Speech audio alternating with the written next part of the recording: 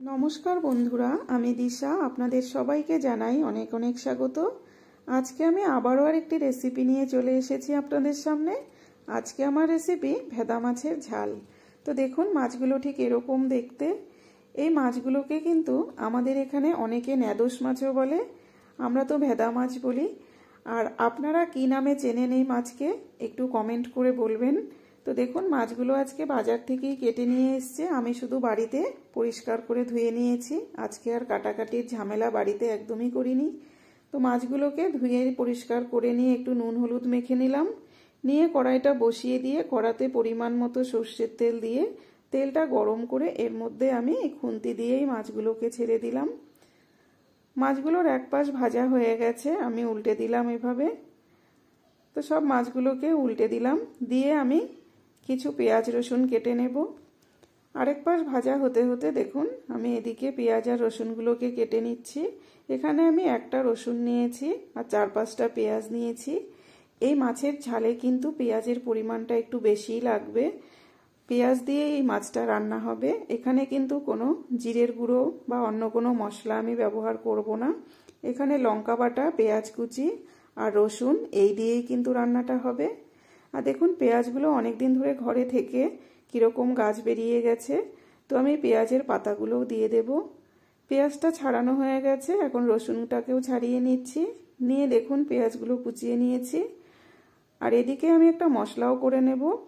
এখানে আমি ভিজিয়ে রেখেছিলাম, এখানে আমি 10-12টা শুকনো লঙ্কা নিয়েছি, দিয়েছি এখানে রসুন একটা আর একটা পেঁয়াজ কুচি দিয়ে আমি পেস্টটা রেডি করে নিলাম।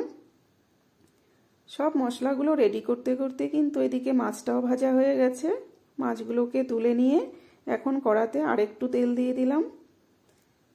তেলটা দিয়ে এখন এই যে কুচিয়ে রাখা পেঁয়াজগুলো আমি দিয়ে দেব।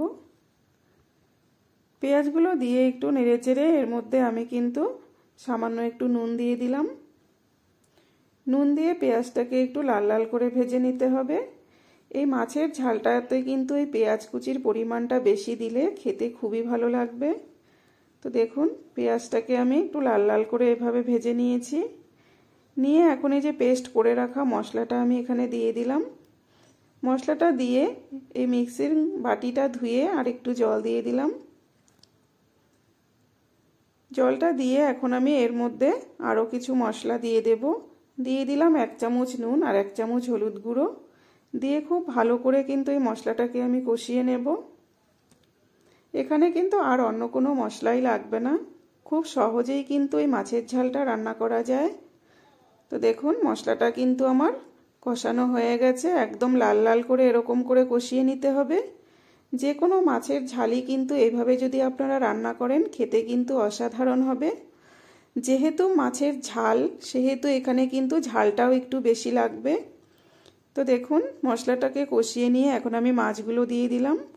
মাছগুলো দিয়ে একটু নাড়াচাড়া করে নিয়ে এর মধ্যে আমি জল দিয়ে দিলাম পরিমাণ মতো। যেহেতু এই মাছের ঝালটা একটু মাখা মাখা হবে সেই জন্য আমি জলের পরিমাণটা অল্প করেই দিয়েছি।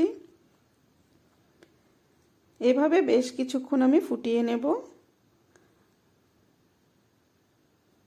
দেখুন খুব সুন্দর করে কিন্তু মাছের ঝালটা মোটামুটি রেডি হয়েই এসছে। তো এভাবে কিন্তু আপনারা বাড়িতে অবশ্যই একবার ট্রাই করবেন, খেতে কিন্তু খুবই ভালো হয়। তো দেখুন এখন আমি এখানে কুচনো ধনেপাতা দিয়ে দিলাম কিছুটা, আর 2টো কাঁচা লঙ্কা দিয়ে দিলাম, চেরা কাঁচা লঙ্কা দিয়ে আরেকটু নাড়াচাড়া করে কিন্তু আমি ঢেলে নেব। দেখুন মশলা থেকে তেল ছেড়ে গেছে। তো ভেদা মাছের ঝাল কিন্তু আমার একদম রেডি। রেসিপিটি কেমন লাগলো আপনাদের কাছে? যদি ভালো লেগে থাকে লাইক কমেন্ট শেয়ার করবেন, পেজটিকে ফলো করবেন। আর ইউটিউব থেকে যারা দেখছেন আমার চ্যানেলটিকে সাবস্ক্রাইব করে কিন্তু আমার সাথে থাকবেন।